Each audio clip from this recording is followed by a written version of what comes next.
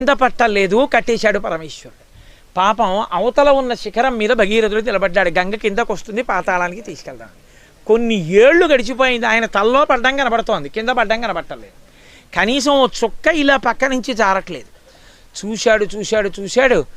అబ్బో ఆవిడ అహంకరించింది ఎలా ఉంది, ఈయన కట్టేశాడు. వీళ్ళిద్దరి పంతాలు బాగానే ఉన్నాయి, నేనిప్పుడు ఈ గంగని తీసుకెడతాను, ఎప్పుడు నా పితృదేవతలు తరిస్తారు, కాబట్టి నేనిప్పుడు వెళ్ళి మళ్ళీ పరమేశ్వరుణ్ణి ప్రార్థిస్తానన్నాడు. అందుకే భగీరథ ప్రయత్నం అంటారు.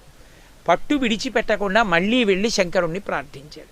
అయ్యా ఆవిడ అహంకరించింది బాగానే ఉంది, మధ్యలో నేనేమి దోషం చేశాను, నా పితృదేవతలు ఏం దోషం చేశారు, వాళ్ళు తరించాలి కదా, విడిచిపెట్టండి గంగనన్నాడు. పరమేశ్వరుడు అన్నాడు తప్పకుండా విడిచిపెడతాను. ఒక్కసారి బోల్డన్ని నీళ్లతో ఉన్నటువంటి తొట్టె బద్దలైపోయింది అనుకోండి, ఎలా పడిపోతాయో నీళ్లు, అలా ఆయన దారులు ఇవ్వగానే జటల్లోంచి ఇన్ని సంవత్సరాల నుంచి ఉండిపోయిన గంగ ఒక్కసారి పడిపోయింది 7 పాయల కింద. పడిపోవడంలో నళిని, హ్లాదిని, పాదిని అన్న 3 పాయలు వరవర వేగంతో తూర్పు దిక్కుగా వెళ్ళిపోయాయి. సుచక్షువు, సీత, సింధువు అనే 3 పేర్లు ఉన్నటువంటి పాయలు పశ్చిమ దిక్కుగా వెళ్ళిపోయాయి.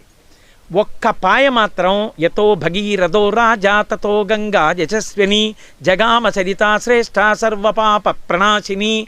అందరి పాపములు పోగొట్టగలిగినటువంటి గంగ ముందు భగీరథుడు రథం మీద వెళ్ళిపోతుంటే వెనకాతల గంగ వెళ్ళిపోతుంది. గగనా శంకరస్థిత తతో ధరణిమాశ్రిత వ్యసర్పిత జలంతత్ర తీవ్ర శబ్ద పురస్కృతం. ఆకాశంలోంచి పెద్ద శబ్దం చేస్తూ గంగ ఆయన తల మీద పడి ఆయన శరీరం తడిసిపోతుండగా ఇటు 3 పాయలు వెళ్ళిపోతూ 7వ పాయ ఆయన పాదాల మించి ఇలా వెళ్ళిపోతుంటే ముందు భగీరథుడు, వెనక గంగ, అందులోంచి పడిపోతున్న మొసళ్ళు, అందులోంచి పడిపోతున్నటువంటి కూర్మాలు, అందులోంచి పడిపోతున్న చేపలు మెరిసిపోతుంటే తత్ర దేవర్షి గంధర్వాహ వసుధా తలవాసిన భవాంగపతితంతో యం పవిత్రమితి పస్పృశు. దాని కింద తల పెట్టలేక అయ్య బాబోయ్ దేవగంగ నేల మీద పడుతోంది, మన అదృష్టం రా, ఈ గంగలో స్నానం చేస్తే పాపాలు పోతాయని ఓహో లోకంలో ఉన్న వాళ్ళందరూ గంగలో స్నానం చేసి పాపాలు పోగొట్టుకుని ఊర్ధ్వలోకాలకు వెళ్ళిపోతున్నాడు. ఊర్ధ్వలోకాల్లో ఉన్న వాళ్ళు మళ్ళీ స్థిర నివాసం కలగాలని చెప్పి గబగబా వచ్చి గంగలో మునిగేస్తున్నారు. ఓ పక్క దేవతలు, యక్షులు, గంధర్వులు, కిన్నెరులు, కింపురుషులు, అప్సరసలు అందరూ పైనుంచి కిందకి దిగొచ్చేశారు.